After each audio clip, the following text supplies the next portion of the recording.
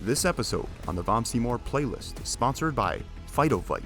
Phytovite is a daily canine supplement, adding vitamins, organic trace minerals, probiotics, prebiotics, and digestive enzymes, all in easy-to-feed powders you can just mix into their meals.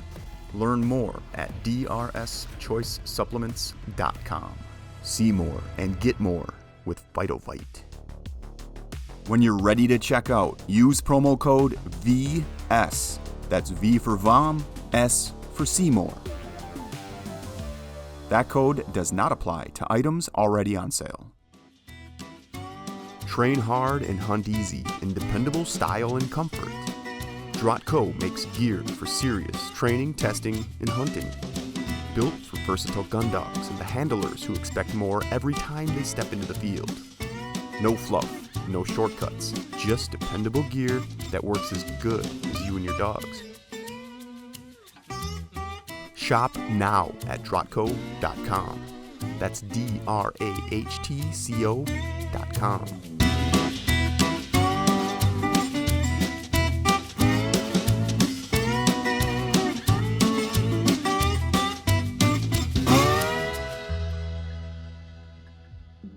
When you've got the gear in your cart, you're ready to check out, use promo code VS, D-R-A-H-T, V for Vom, S for Seymour.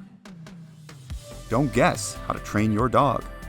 At Vom Seymour Kennel, the membership gives you expert training videos, weekly style tips, and simple checklists so you know what you need to do next to get real progress. You'll also get community support, and you can choose plans that include monthly coaching from Joe. Start building the dog you've been imagining by signing up at VomSeymourKennel.com.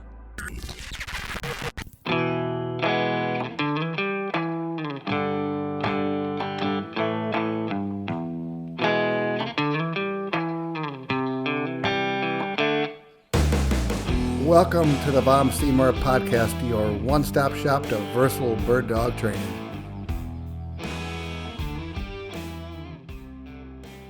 Our guest today is Jeff May. Jeff's job with the VDD North America is Director of Judge Development. Today we're going to talk about the process of becoming a judge and what handlers can do to improve their training skills. So Jeff, I got a couple quick questions for you. First of all, how did you get involved with the DDs, and how was your hunting season? So I'll take that in two parts. The first part, long ago, back when I was in my early 20s, I was sitting in my in-laws' house, and we were up there. My wife and I had not even gotten married. I don't even think we were engaged yet. And I was looking at a Field and Stream magazine that my father-in-law had. And it had an interesting article in there. I've always been interested in hunting dogs, had labs growing up, kind of trained my own labs. They were a lot better than me, but, we kind of learned together and it was fun. And I always enjoyed hunting with my dogs. It certainly accelerated my interest and enthusiasm for these dogs later on. And I'm indebted to those dogs because they endured a lot of my mistakes and troubles. But as I was looking at that magazine, I had come across the hunting dog article, and it had a sidebar with the heading. It said, "The perfect dog for every instance." And it said something like for waterfowl, it was a Chesapeake Bay Retriever, and for southern quail hunting, an English Pointer, and for an apartment dwelling hunter, it was a Boykin or something like that. And down at the bottom, this woolly, gruff-looking, gritty dog was pictured, and it just had a heading that said everything. And I said, wow, I've got to read this. So I read this little 3-paragraph blurb, and it talks about how you can quail hunt, pheasant hunt, waterfowl hunt, track your deer, do away with varmints with this one breed of dog. And I said, I've got to know more about this. And bear in mind, I was 19, 20 years old, had no money whatsoever.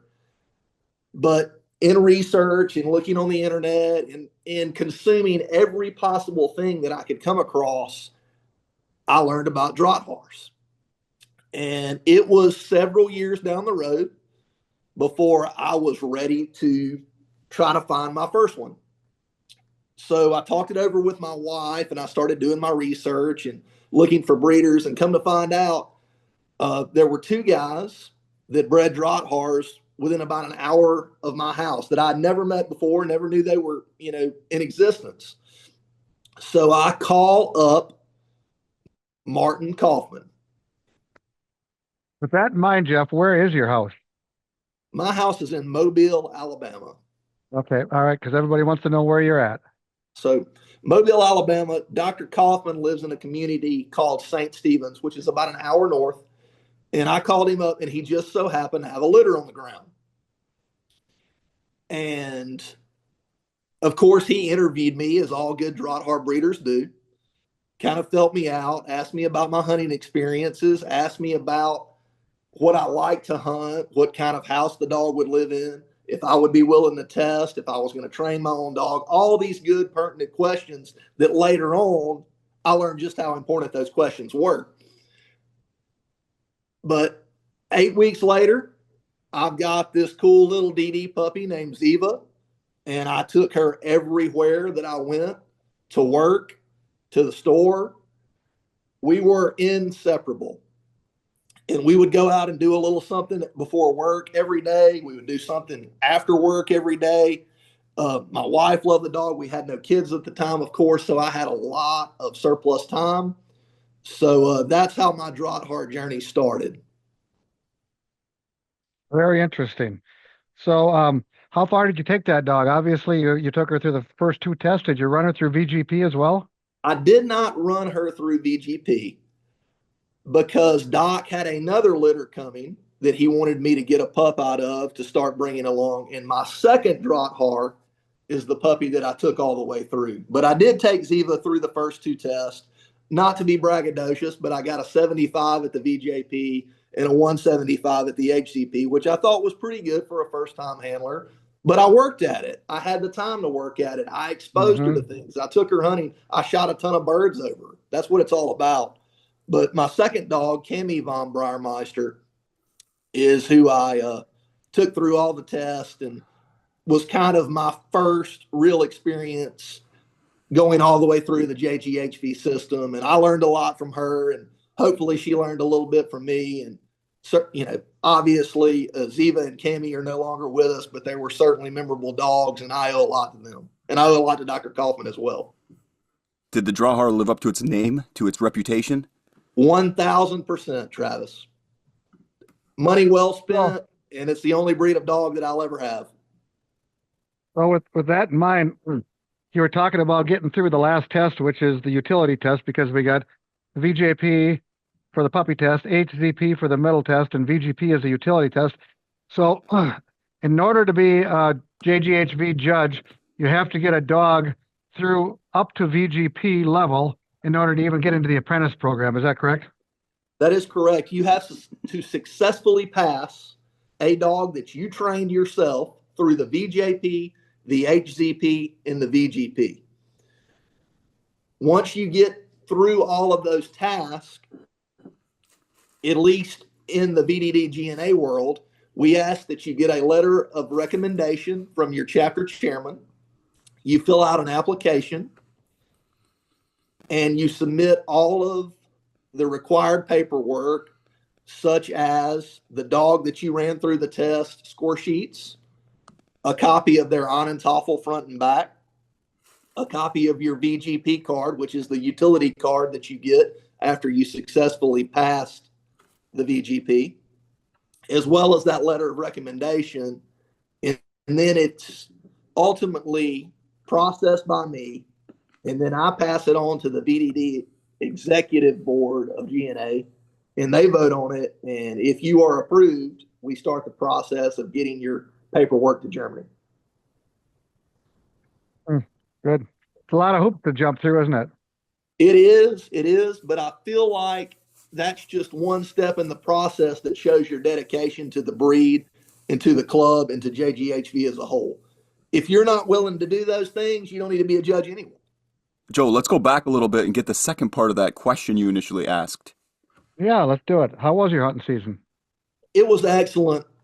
Anytime I'm out in the woods or in the marshes, fields, whatever, I'm having a great time because hunting has always been a family affair with me. I grew up hunting with my grandfather and my dad and my uncle, my cousins. I now hunt with my wife and my three daughters. I have twin 13-year-olds and a 10-year-old. All of them like to hunt. All of them love the dogs. Um, we had a really successful hunting season. My daughter killed a really nice whitetail buck in Kansas during youth season. My dad and I went to Oklahoma elk hunting. We both killed nice bulls. My brother-in-law and I had a excellent duck season, even though most of the country struggled with waterfowl migrations and such. We managed to kill a lot of wood ducks and a lot of divers, which is what we have down here on the Gulf Coast. We have a pretty healthy bobwhite quail population in the region where I live. We don't shoot too many because they are a little bit fragile, but they're fun to work the dogs on, and it's just to see the nice wild bird work. I did not make it out to the Midwest this year, just with, you know, kids' schedules, family schedules, church stuff, the whole 9 yards. Not to mention, I've got to work a little bit, but I certainly have plans to do that next year. Good. Hey, so once you become an apprentice judge, how does the process work from start to finish? So once you become an apprentice, it is your job to reach out to senior judges at these varying tests. The JGHV rules call for an apprentice opportunity at each test 2 times. One of those tests has to be out of your region, out of your chapter, out of your group. And that's a multifaceted question, certainly. But when I say out of chapter, out of group, if I'm an apprentice and I'm in the Southeast Hunter chapter of VDD-GNA, Joe Alman is in the Midwest North chapter of VDD-GNA, I'm going to call up Senior Judge Joe Alman as apprentice Jeff May and say, hey, Joe, can I apprentice to satisfy my out of chapter requirement at your HZP in Loyal, Wisconsin? Hopefully you're going to say yes, and you have room for me, and you'll help me learn a lot while I'm there. And so, are you saying we have to be out of chapter on one of the six, or No. one VJP, one HCP, one VGP? Just so we clarify that. Yeah. So to be specific, one VGP, one HZP, and one VJP has to be out of chapter. So Okay. half of your testing work, your apprentice work, your practice has to be out of your chapter or out of your group. Okay. So, do the apprentices get reimbursed at all for any of those out of chapter ones since there's a lot of travel? So I'm glad you brought that up, Joe. That's a very good point, very good question. So up and until recently, you would get reimbursed for every excursion that you took out of your own chapter. Now, there were a couple of caveats that came with that. You would have to work both days of the test. You would have to submit your apprentice report within the mandated 2-week time frame, and that you would have to have all of your receipts and documentation not to exceed a certain amount. At the most recent VDD-GNA executive board meeting, the VDD-GNA executive board voted with the chapter chairman that now you will be given a $1,500 reimbursement after you complete your apprenticeship. I like it. Yeah, because they must have gotten burnt a couple times where these guys give it a shot, and then they decided not to do it, but they all got reimbursed, and there was never any dividends paid for the group. More than a couple of times, unfortunately, my friend. Yeah. Yeah. Okay. Okay. So now the guy, girl, whatever, has their apprentice card, and they go to their first test, and they have to start apprenticing. What does that look like for that apprentice judge? So with that in mind, you've got to have a particular approach when you're apprenticing. And that's something I feel like we do a bit of a disservice to our apprentices with, because there's just not a really good opportunity for a training mechanism until you get there. It's a lot of on the job type training, right? But whenever someone reaches out to me and asks me questions about how they should prepare or what they should do, I always tell them to be punctual, to dress appropriately, and to be professional. Just like you were showing up for your job, or for a special event that you would attend. I feel like you need to certainly, this should go without saying, but I'm going to say it anyway.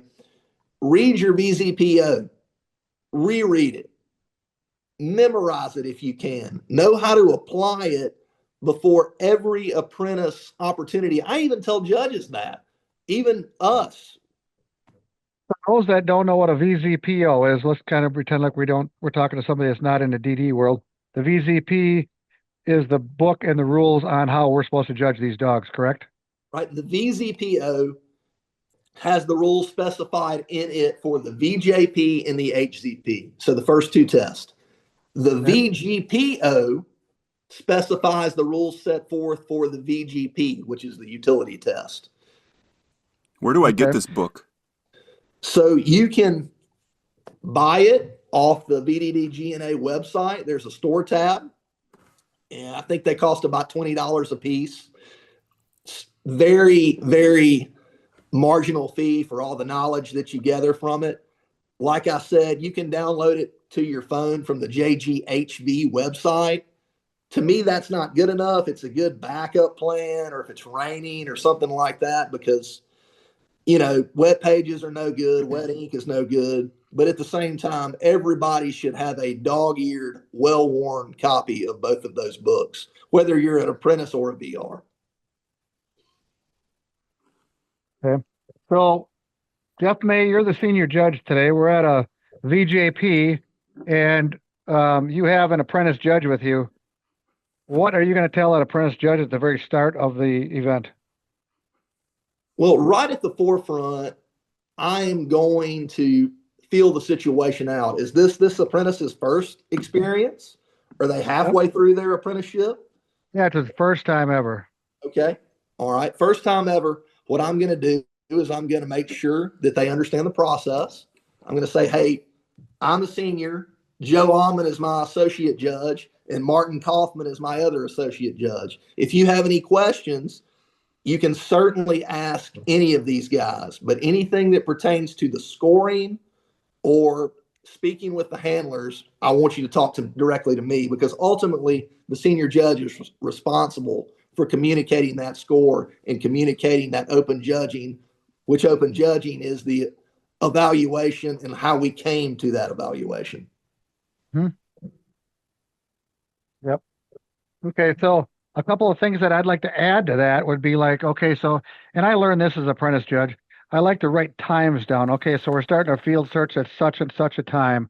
We can kind of keep track of how long we searched that dog.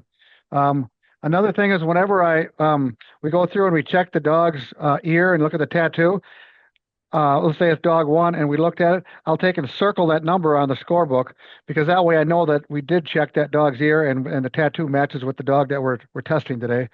So just some small little stuff like that, try to help the apprentice through it so it's easier for him and easier for him to understand what to do and easier to look back at stuff.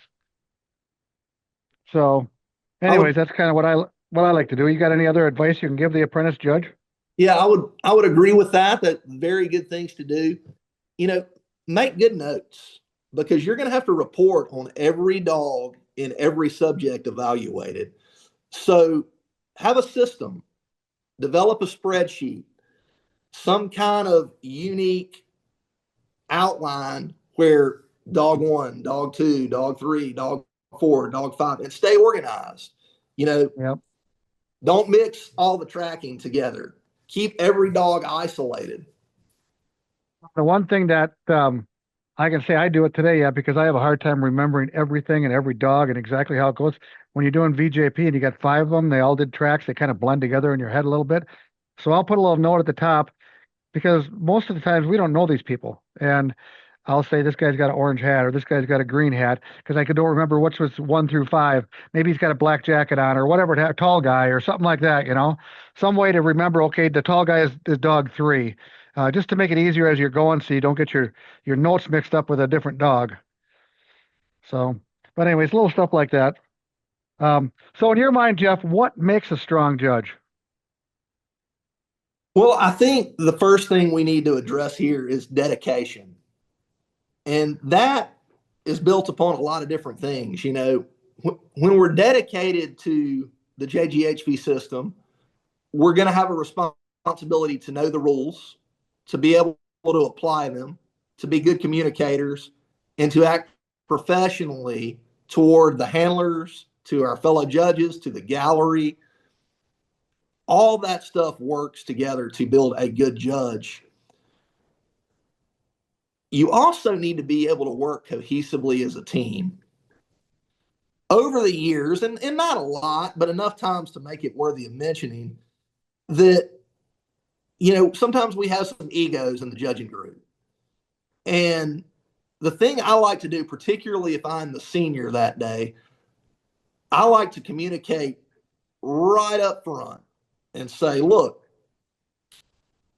whatever disagreements we have, whatever points of contention we have when we're evaluating a dog, if we don't see eye to eye on a certain thing, when we go to those handlers, when we go to that gallery, we are presenting a united front. We're not going to talk about a bunch of junk back at the bar or the restaurant or anything. Well, I saw it that way, but Joe saw it that way, and Joe was wrong. Once we have come together, once we've huddled up, once we've talked about that score, once we've hashed it out, whatever that score is, that's the score we give, and that's the score we're sticking to, and we have each other's backs. Yep. Good point. I mean, that's well said, because you just got to keep that in mind, because you're not backstabbing your fellow judge, because we're all working together as a team. So yeah, that's a very important thing. And when you guys have a heated disagreement over something, how do you or have you aligned on an agreement? Well, we've got a couple arm wrestling matches, but I mean, I don't know if, I mean, I could have swore I was right that one time, but this guy was like about 6'6", and I'm 5'6" and 3/8. So, yeah, he won. There was no doubt about it. Joe's short, but he's wiry. I don't want to butt heads with him. But in all seriousness, I think we've got to go back to the book, look at our rules, look at our own experiences, view the situation as a true hunting situation. What would we have done in a hunting situation? Come back, discuss it, and always try to present the dog in the best light. We're not out there trying to beat anybody up. We're not out there trying to ruin anyone's day. Ultimately, what we saw is what we have to evaluate, but find something good to say. Find something about the dog's performance that was positive, because we want to leave a good taste in that handler's mouth, in the gallery's mouth, because we want them to come back. We want them to be with us. We want them to be part of the club. We want them to participate. But with very few exceptions, I've always been able to bring things back, along with my co-judges, to a mutual assent. I mean, I've never had any real violent disagreements. I've had to say, I will have to agree to disagree on this. And I think Joe and I have even had an experience together about this a couple of years ago in Nashville. Joe saw it one way, I saw it another. Someone else was the acting senior, and I think he overruled me and went with Joe, and that's fine. Joe's more tenured than me, longtime handler, super well respected. I just saw it my way, and he saw it his. But you know what? We're still friends today. Yep. Hey, so one thing that I've noticed is judging with, like, let's say a 1-year guy that's been into the judging for a year, maybe 2 years. He's real green. He hasn't judged a lot. They seem to be just a little bit harder on the dogs than what the guys that've been judging these dogs for 10, 15, 20 years. And I don't know why that is, but I think the only thing I can come up with is they read that book and take it all, literally. And it's a judging book, and we have to use these as our guidelines, but it's not everything. I mean, would you agree with that, Jeff? 100%, Joe. At the end of the day, we're always going to encounter situations that contain gray areas. We're going to have to use our common sense. We're going to have to use our versatile hunting dog sense.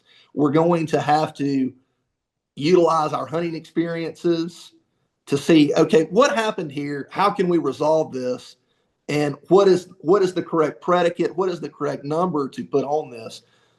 But with these newer apprentices and newer judges too, I feel like something has happened where we've given this complex to them that, oh man, they're not hard enough, or they're Santa Claus, or they're too easy.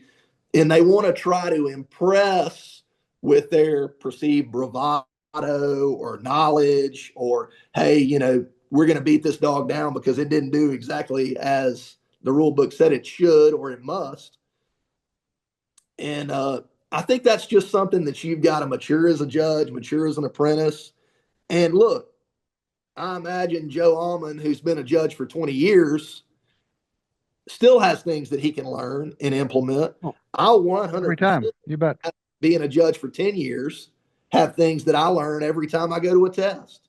And I may see things a new way. You may teach me something. I may teach you something. I think that's how we maintain healthy evaluations and good judging. Yeah, and like Jeff said, as long as we've been judging, so I've been judging pretty close to 20 years, and you get to an HCP or a VGP, and you can usually recall every event that happened that was kind of strange or whatever. It comes back in your brain, and you go, I never saw that before. What in the heck?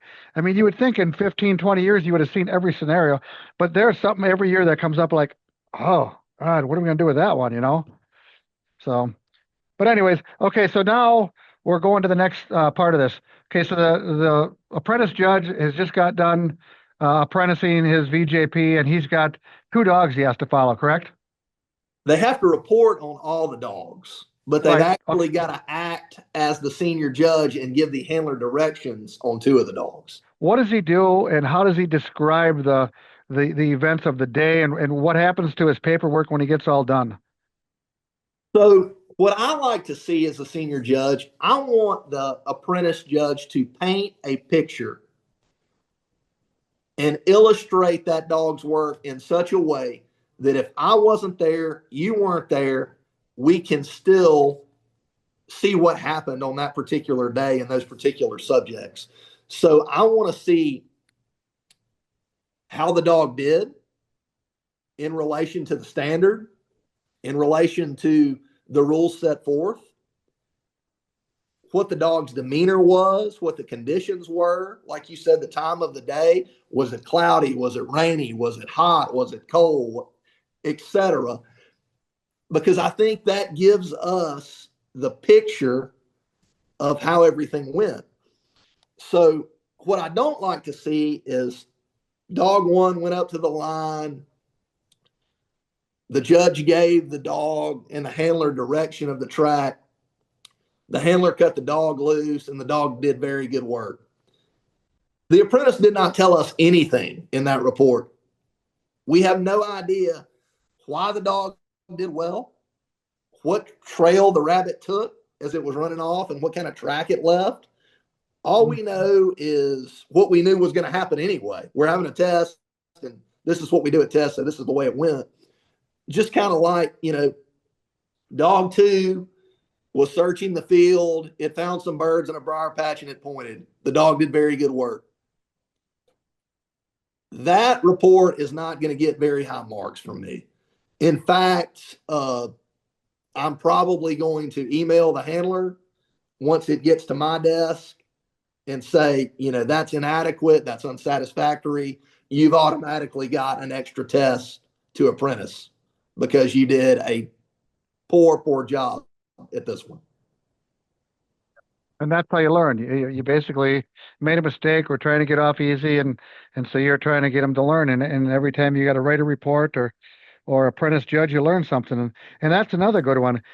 Just because you met your fulfillment of your apprentice judge's judgment doesn't mean you can't walk along and judge with the other 3 judges just to learn and listen and walk along, because I think that's a big deal. I bet I walked along for 2 years before I started apprenticing, and I think that was huge. Absolutely. So my predecessor, Mark Hewer, did a great job as our director of judge development for many, many years. And some of the things that he set forth, I still utilize today in my program and leadership, whatever you want to call it. One thing that he always stuck by, and I am a firm believer in, is that the minimums are the minimums. JGHV requires us to do 2 of each test, one of which, like we talked about, had to be out of group, out of chapter. But those are the minimums. If this apprentice is constantly getting, sufficient or even, heaven forbid, poor marks on their apprentice reports, and I'm not hearing good things from the senior judges that work with them, I'm going to make them do more. And that's caused conflict in the past. But you know what? It is what it is.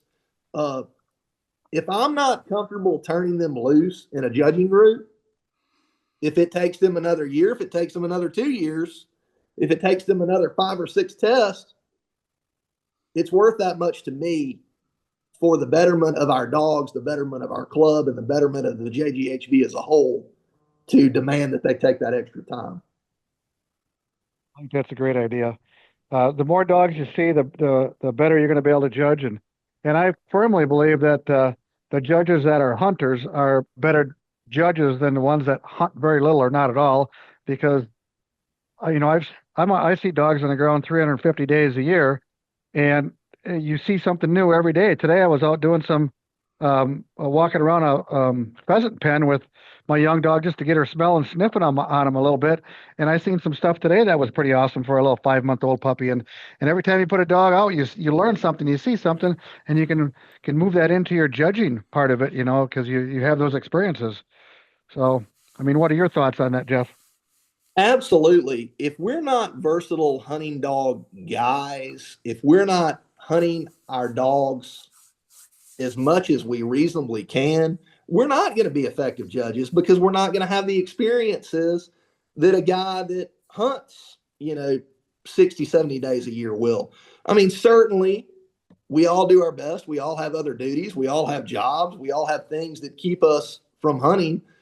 But in order to adequately evaluate these dogs, we need to be in the field with them. We need to be in the marsh with them. We need to be tracking big game animals with them. We need to be seeing displays of their grit and their tenacity in the presence of varmints and, predatory type game. I don't think we have any business placing numbers and predicates on these dogs if we don't. Because what are we going on? Something somebody else told us? Yep, that's about right. I mean, but hey, what else can we tell these apprentice judges that might help them through their apprenticeship? Do you have any thoughts on that? Well, like I said, go back to taking good notes, keep good records. All of the things that we submit to the JGHV now, and even within our own club, are electronic. We don't have to print paper anymore. We don't have to send things through the mail anymore. Everything can be submitted electronically. So what I ask these apprentices as they go along, that evaluation sheet that they get from their senior judge, keep them in a file. All their reports, keep in a file. Because what I'm going to ask you to do at the end of it, after you take your test that's required, that demonstrates your knowledge and proficiency with the rules and evaluations of the dogs, you're going to have to compile all of this stuff into a file that's compressed, a zip folder or something like that, that's able to be emailed, because that's going to come to me. That's going to then be emailed to the executive board of VDD-GNA, where they're going to vote again, with me kind of giving my endorsement. Hey, this person is ready. Hey, this person is not ready. That's important. Once they get approved through the VDD-GNA executive board, that's when I will send that packet to Jan Schaffberg, who is our liaison with the JGHV, who will ultimately promote them to VR status. What exactly does VR stand for, Jeff? Verbandsrichter. That's just hunting dog judge in German. Okay. All right. Anything else we can add to this for potential apprentice judges that you can think of? If not, we're going to move on to what we can do to help our handlers through the upcoming test this year. One more thing that I will touch on, or a couple more things that I will touch on. something that's been a big point of contention over the past several years, really since COVID, is we've got multiple complaints of judges and apprentices not being professional. Not so much in their behavior and temperament and activity, but just the way we dress, the way we carry ourselves. We ought to look like hunters. We ought to dress at least as nice as we would if we were going out in the field chasing pheasants. You know, Crocs and long shorts and tall socks and ratty looking t-shirts, that's not becoming of a VR. Yep. There's no doubt about it. I agree with that. Even when we're VRs versus apprentices, we ought to be punctual. The other judges shouldn't be waiting on us. We ought to be there early, evaluating the areas that we're going to judge the dogs in. We ought to be looking at the water. We ought to be looking at the rabbit tracking areas. We ought to be looking at the fields that we're going to do the searches in. We ought to know the woods that we're going to be laying the blood tracks in. We don't need to be just taking the host guy's word for it. I mean, we've ran into problems doing that over the years. And when we do our open judging, which is when we report to the gallery and the handlers the judge's findings, we need to be professional in that. We need to greet everyone.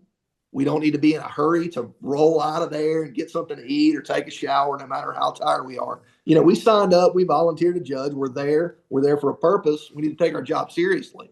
So when we're doing our open judging and we're talking to these handlers, and maybe a handler or two didn't do so well, maybe they're already upset, find something good to say about the dog's performance. Find something good to say about the handler. Encourage them to keep going. If they look discouraged, find a way. Hey, I hope to see you at the HCP if they're not doing so hot at the VJP. Hey, if they're not doing so hot at the HCP, hey, you've got another shot at this. Go find another test. Or, hey, next year you can run the VGP next fall and you can wipe all this out. You can redeem yourself. Seek help. Talk to your breeder. Talk to competent people like Joe Almond or others that are willing to help you. There are a lot of people that are more than willing to help, that's for sure. I mean, when I first started, I just got on the phone and started calling people and learned something from, a whole bunch of different folks. I mean, I started with doing NAVDA and training with some NAVDA guys and going to all the huntsmith seminars and boy, time flies when you're having fun. And that was almost 25, 30 years ago. So, and Joe, now you have your virtual online training, so that's always available for people looking to improve their dog's performances. Yeah, that's right. And along with the online training, we do online coaching. So that's a plus too. And I'm willing to take phone calls and text messages and to help people through their problems. Joe, before we move on to the next topic, let's touch a little bit on the recruiting side of getting people into the apprenticeship program. Jeff, tell us who out there listening right now would be a good candidate to be an apprentice judge. Well, I think you've got to be self-aware in that regard. Hey, do you have the time to dedicate to this? Because it's not going to be a quick process. It's a rather onerous one because, hey, first thing, right out the gate, you've got to have the capability to train a dog to success in all these three tests, VJP, HCP, VGP. But at the end of the day, that's the tip of the iceberg. You've done that. You've accomplished that. Do you have the time to go and apprentice at all these tests, at all these different places all over the United States and beyond to gain the knowledge that you need to? Not to mention the fact you have to do the intro to JGHV, correct? That's right. That's right. And that's something that we're offering once a year now. And I say we're offering the LVNA, which is the liaison club to the JGHV in our country. Mike Secker is the chairman of that club. They offer a virtual seminar for the Intro to JGHV seminar each year around January, February timeframe. And that is certainly a prerequisite and an important one to consider because once you've taken that, you've got 3 years to enter the apprentice program. With your tests are good for 4 years. So VJP 4 years out, HCP 4 years out, VGP 4 years out. But that intro seminar you had to have had within the past 3 years. And that's what hangs people up, because they're all excited. They run their first dog through their first test. They take that intro to JGHV seminar the same year. Well, it takes them a couple more years to get through the HCP and the VGP. Well, but by the time they get through the VGP, that intro to JGHV seminar is lapsed, and they're mad because they've got to sit through another 6-hour seminar. But hey, I don't make the rules. I just have to enforce them. So they got to do things at the right time. They got to time this out. Timing is everything, Travis. And I think that's why it's important to have a plan. You know, I talked about that earlier. You know, have an initiative where, okay, this is where I want to be with my dog over the course of the next couple of years. Hey, give your chapter chairman a heads up if you feel like you're on the cusp of being successful in the VGP, or if you're going to run it that coming fall. Hey, I've got an interest in the apprentice program. My timeline is going to be kind of tight. Can I go ahead and get my letter of recommendation from you so I can start the process? Can I start compiling this stuff? Just recently, we've been able to start submitting people as long as they've passed the VGP without their VGP card, because they come kind of slow.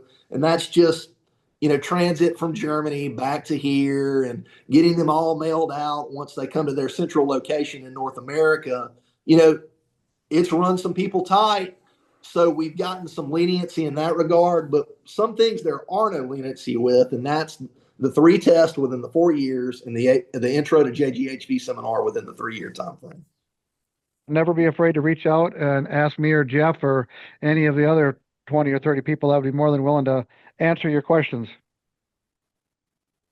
Joe, something that I want to mention is I'm here to help anybody from any club, not just the Drahthaar Club, not just VDD-GNA. If you're a member of JGV USA, if you're a member of JGV Rocky Mountain, if you're a member of NAJGV, if you're a member of DKGNA or NADKC or DLGNA, and you have questions about your apprenticeship, if you have questions about finding tests, if you have questions about anything, reach out to me. If I don't have the answer, I will find it, or I will point you in the direction of someone that can help you. Sometimes I feel like we're all on our own individual islands, but we're not Drahthaar judges or Kurzar judges or Longhar judges or Poodle Pointer judges. We're JGHV judges. We're versatile hunting dog breed judges. Which means that we can judge any one of those breeds. That's correct. Yeah. Okay. So, if you're running through your puppy through a VJP, what would you say the most common mistakes that you see in training with these dogs that run through the VJP, difficulties that they're having, or something that you can maybe kind of give them a pointer before the test? And what would you say is pretty important running that first puppy test? So the common pitfalls with the VJP that I see are just the lack of exposure. You know, we preach that this is a puppy test. This is a puppy test. You know, it's natural ability, all these things that we say, these buzzwords that we utilize. And I think we lull our new people, especially, into this false sense of security that they don't need to be exposing their puppies. They don't need to be hunting their dogs. And they kind of get lackadaisical. And I've heard wild things like, you know, my dog's never been on birds before at a VJP. You know, you might do okay, but chances are you're not going to do very well if your dog has never smelled a bobwhite quail or a ringneck pheasant before. I also see dogs that are just generally unruly.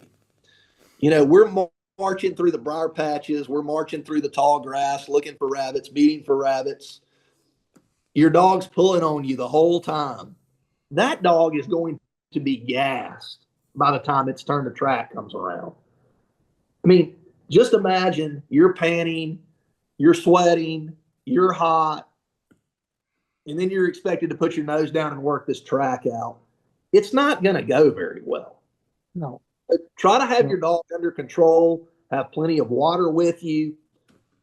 don't be afraid to say, hey, can I take a break? Can we air out our dogs for a few minutes? Can we just have a few minutes to bring everything back to center? But that exposure thing is a real thing. And in this day and age, there's no excuse to not be prepared. Your breeder is your first resource. There are dozens of other people that will talk to you. Go to training days. Ignorance is no excuse. There's more in the way of resources out here now than there's ever been. Right. The nice thing about the training days is you can kind of simulate what it's like to take your dog to that VJP, because when you go to a VJP, there's going to be maybe 20 dogs there and 30, 40 people. And these dogs are like, their brains are going wild. What's going on? This is crazy. Well, then they perform like crap. Well, if you have them predisposed to that kind of stuff, where you go to training days, you're hanging out with your buddies and you have birds and dogs and people around, it's not a big deal. It's just like every other day at that point in time. So taking them to a training day and being around other handlers and trainers is a huge deal to me for these dogs. But, if I can give any handler a little chunk of advice for this, start now with an 8, 10, 12-week-old puppy. Just take them for a walk every day. I mean, take them out in the woods or the field, or let them see a butterfly. And when you're doing that, walk in one direction and then just turn and go the other direction. Don't even say anything. And before you know it, you do that 10, 15, 20 times, that dog's head is coming up and they're paying attention to you, wondering where you're going, and they soon learn to work with you, because at that age they don't want to get lost. They want to be with you, and you start playing that game when they're 6, 8, 10 months old. Well, they already have so much independence. Heck, they might be in the next county. So you can train these dogs to handle for you as a young puppy without really even doing anything. You're just taking them for a walk and change direction. I mean, it's huge. Anything that you can do to wake your puppy's brain up. Like I said right at the beginning of our conversation, my first ED and everyone after that, I've taken everywhere when they're puppies. Yep. I mean, curled up in the corner of my office at work, Tractor Supply, Bass Pro Shop, show and tell at my kids' school. That was one of their favorite things when they were little, kindergarten, first and second grade. They wanted to bring the fuzzy-faced puppy to school, Well, there's nothing better exposure-wise than bringing your puppy around a bunch of rowdy kids, and they're petting them, and they're running around and playing with toys. And it was really, really good for me. And I know everyone doesn't have the opportunity for that sort of exposure, but that sort of thing, just having your puppy in unique and different and kind of odd environments from them, certainly provide the security that they know they're safe. But I love the fact that you kind of hide from your dog when you're walking through the woods. Make them find you. That way they learn to depend on you. They learn to trust you. Hey, boss man, boss lady's never going to let me go wrong. They're always going to point me in the right direction. That's why I'm going to listen to them. Yep. Yeah. And they're learning without you really doing anything, but just going for a walk. It's a cool thing. I mean, and it works. I've done it with a lot of dogs, and it's pretty cool. So now let's say we're through VJP and now it's September and we're going to run HZP with this dog. You as a judge, if a dog was going to fail or do poorly, what's normally the hardest thing for these dogs to get through, or where do you see most of the mistakes made? At HZP, it's all about force fetch, Joe. Mm-hmm. The HZP is a big time test in retrieving reliability. You've got the feather drag. You've got the fur drag. You've got the 3 water retrieves, conceivably.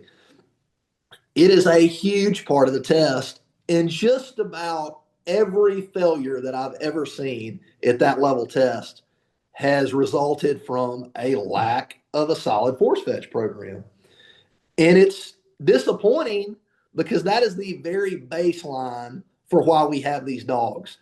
Dogs are about locating game, but in our system, a heavy, heavy emphasis is placed on the recovery of game. In my mind, if I don't have a dog that will bring what I shoot back to me, I have no dog, right? So when we come to the summertime and we're through with the VJP, The day VJP is over with, the next day we better be starting force fetch if we haven't completed it already, because it is the baseline for passing. I would argue the next two tests. I mean, granted, there are a lot of failures for other subjects at the VGP, but with the HZP, if we're not force fetched, I wouldn't show up with a dog that wasn't force fetched in an HZP. Yeah. And for me, the two retrieves that are probably going to cost you the test are going to be the rabbit drag, whatever it is. The rabbit has gotten me several times when I was first into this. And the second one is when they catch a live duck. When they catch a live duck, they want to take that into the reed so bad and make it their own. So the best thing is to practice with that dog retrieving live ducks, whether you tape the wings a little bit or whatever you do to get them, or put them in a sock so that dog can feel that heartbeat of that duck in its fangs when they have a hold of it to bring it back to you, that thump, thump, thump in their fangs. So retrieving a live duck, whether it's taped or in a duck sock or whatever it happens to be. And to me, those are the two that are going to usually cost a handler of the test. Would you agree, or what's your thoughts there? Absolutely, Joe. So something that I've always done, and I am no Joe Allman when it comes to training dogs, but I've done adequately well, I think. But Joe, you certainly have a vast amount of more experience in testing situations than I do. But when it comes time to train for that intermediate test, and certainly the finished dog test, once I solidify my force fetch, once that dog knows that whatever I send them after, they are to bring it back and they're to deliver it with nice manners, I make them retrieve everything. I don't stop at duck and rabbit at the HZP. I start doing raccoons. I start doing foxes, squirrels, pheasants, chuckers, whatever I can get my hands on. I don't want the dog to differentiate. If I send you after something, you bring it back. I don't care what it is. If it's a stinky opossum, it's not negotiable.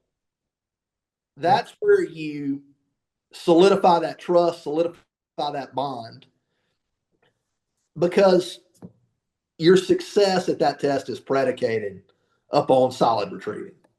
Yep. And we take that just a little bit further because we teach these 1-year-old dogs to do the fox in the box. So we have them retrieving everything out of the box at 12 and 14 months old. Whether it's 5 pounds, 7 pounds, or whatever it is, they're going to jump in that box and they're going to grab that dumbbell and they're going to bring it out and they're going to sit in front of me and give me that dumbbell or that fox or raccoon, whatever it happens to be. So, basically, and there's another good point is we're basically working on VGP while we're doing HCP. I mean, my dogs at HCP are probably 75 to 80% ready for VGP already because we take them to another level. And another example would be like, let's say VGP, where the dog's got to be steady to wing and flush, because we normally don't shoot the bird at the VGP. So I'm going to have my dog steady to wing and shot and fall, because I want to have them one step further than they need to be for the test, because there's a good chance at that test that these dogs are going to be jacked up and they're going to be going wild, that they're going to fall back in line where they need to be anyways. So you always try to have them a little bit better than what they really need to be for that test, just because it usually falls back in a line where you're still in good shape. So anyways, force fetch is a thing for HCP. That's a problem. So now we're going to go and run, a year later, we're going to run the VGP with the same dog. So if you are judging VGP and you've judged a lot of them, where do you see most of the issues with utility tests? Where do they fail? Where do you see the handlers have issues? Obedience, Joe, bar none. Okay. And what part of the obedience? Well, I mean, to be specific and dial it down, that steadiness that you were just talking about. You've prepped for the better part of a year for this moment, and you're trying to get ready and your dog's all jacked up, and you go out there and the dog jumps in on the bird. If it does that a time or two, it's ball game for you. I mean, there's no way out of it. And that's something that we ought to be thinking about. Like you said, I love that point of training for the VGP since puppyhood. That's what we ought to be thinking about. That ought to be the end goal. And if we can digress for just a second, I feel like not just in the dog world, but in society as a whole, the human race has become bare minimum people. We have become a society of doing the bare minimum. Well, the bare minimum with a Drahthaar to get it breed certified is the HZP and the breed show. VJP, HZP breed show. I think we owe it to these dogs. I think we owe it to the system. I think we owe it to the people who came before us that paved the way to test through the VGP. I'm a big proponent of the VGP. I feel like it displays and demonstrates what our dogs can do, their true talents, their true versatility. And this opinion is my opinion alone. I'm not hating on anyone that chooses to stop, but to really see what our dogs can do, to bring them to their full potential, we ought to be thinking about VGAP from the time that they leave mama in the breeder's house. Mm-hmm. And if we're not ready to go through a lot of birds, if we're not ready to lay a lot of blood, if we're not ready to demand strict obedience, we might as well stay at the house when it comes to the VGP, because the VGP is going to test the dog and test the handler in such a manner that it shows the mental stability of the dog, the handler too, for that matter, because it's tough. I mean, 2 days of hard work, 27 some odd subjects, right, Joe? Yep. They've got to perform. Right. And sometimes we're flipping the script from working independently to working directly with the handler, to transitioning from the field to the water, from the forest to obedience subjects. And if we don't have a good system in place, if we don't have a good training outline, training timeline, and set deadlines, we're not going to be as successful as we could be.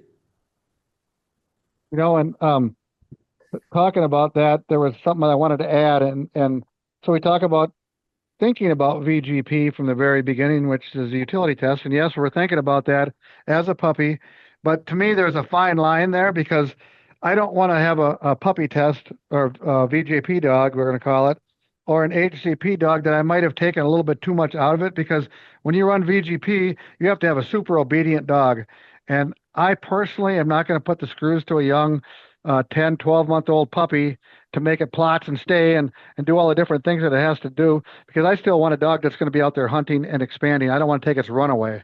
And so that's my theory on it, that I don't like to overdo the obedience. I want them to not be jumping on my car, getting out of the kennel when they're not told, all the trash breaking kind of stuff. But as far as making a 8-month-old puppy super, super obedient, that's not my personal cup of tea, but I don't want to take that runaway. I've seen some VGAP puppies in their field search, and they would only go 20 yards. And I would ask them after the test, I said, what have you been doing with your dog all winter? Oh, a lot of obedience. Yeah, I've really done a lot of obedience. And I can just remember where that was and how that went, and the dog wouldn't run. And I'm like, you just can't, you don't want to over obedience these dogs, you want to give them their head. You can always bring them back, but you sure can't push that rope out. You can bring the rope back, but you can't push it out. So it's finding that right balance, and you're only going to get the quality that you put in. Yeah. I guess where I was kind of going with that was a timing, when to know when to do what at a certain time with this dog. And maybe that dog is 11 months old and it's time to put the screws to him. But every dog is different. If you got a dog that's like out of control, obviously we got to do something with them. But you have to know your dog, is what I'm saying. It just doesn't pay to turn him into a VGP dog at 11 months old, and if it's not ready for it, if it's not mature enough. So, any other thoughts on that, Jeff? Well, just like I said before, anybody that needs any assistance with anything, apprentice-wise, judging-wise, no matter the club, no matter the affiliation, feel free to reach out to me. Joe can certainly share my email address. It's on the VDD-GNA website. If you need it, feel free to utilize it. Joe, thank you for having me on today. It's been a pleasure. It's always fun hanging out with you, visiting with you, talking dogs and hunting with you. Travis, I appreciate you as well. It's great to meet you. I look forward to seeing you again in the future. Good meeting you, Jeff. Yep, that was awesome. Hey, one last question in closing. In your eyes, what does a complete versatile hunting dog look like? We're talking overall. So, in my mind, I want a dog that has the switch, and we hear that term thrown around a lot. But I want a dog that is perfectly comfortable laying in there in the floor in my living room with my girls, watching a movie, hanging out with them, being petted, rolling around, but can transition the very next morning and bust ice, swim through cold water to retrieve crippled and shot ducks. I want that dog to then be able to flip the script in the middle of the day if I'm in Kansas or Nebraska or South Dakota after we waterfowl hunt in the morning. I want to be able to go out in the field, walk the CRP, walk the shelter belts, walk the fence rows, and for that dog to find pheasants and quail for me. If we happen upon a coyote or a raccoon, I want that dog to be able to take care of business. I want that dog to be able to, in connection with that, watch over my kids. If they're home with the dog and a stray comes in the yard or a predatory animal comes in the yard and they're outside, my dogs protect my kids, my wife, act as a watchdog. If I'm sitting in the deer stand in the afternoon, I shoot a nice buck with my bow. I want to be able to get my dog from the house and go track it up. I want to be able to show my buddies what these dogs can do and the recovery that they're capable of. And that's what our dogs are all about. I think that's what we train for. I think that's what we live for. And I think that's what accelerates our enjoyment and the reason we're so dedicated to these breeds. Well said. Okay. Well, it's been awesome having you on, Jeff. And Trav, thanks again for everything. Yes. Enjoyed it.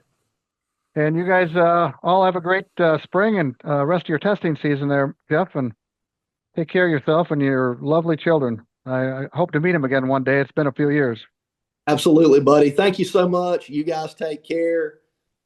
Y'all have a great rest of the spring. Yeah. All right. You as well. Later, man. Yep. Bye. Adios, amigos. Check back next month for another new episode and another new guest. Train hard and hunt easy in dependable style and comfort. Drahtco makes gear for serious training, testing, and hunting. Built for versatile gun dogs and the handlers who expect more every time they step into the field. No fluff, no shortcuts, just dependable gear that works as good as you and your dogs. Shop now at drahtco.com. That's DRAHTCO.com.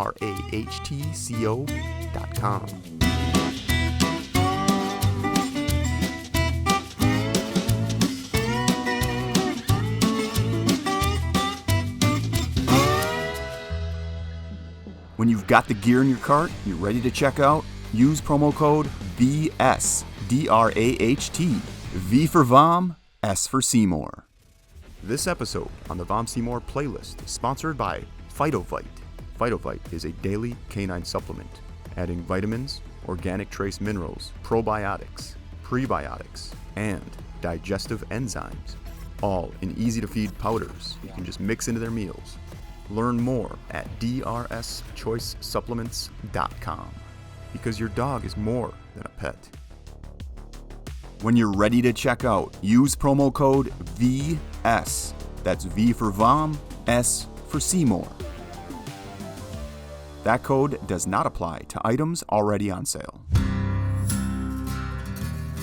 Get in on a training system that's been proven to work. With a VOM Seymour kennel membership, you get access to exclusive specialized training videos, easy to understand training tips, and trackable checklists, all so you know what to do, when to do it, and why it matters. You'll also get community support, and you can choose plans that include direct coaching from Joe by phone, text, or video. Get started on the path to building a dog you can trust in the field by visiting VomSeymourKennel.com. That's VOMSEYMOURKENNEL.com today.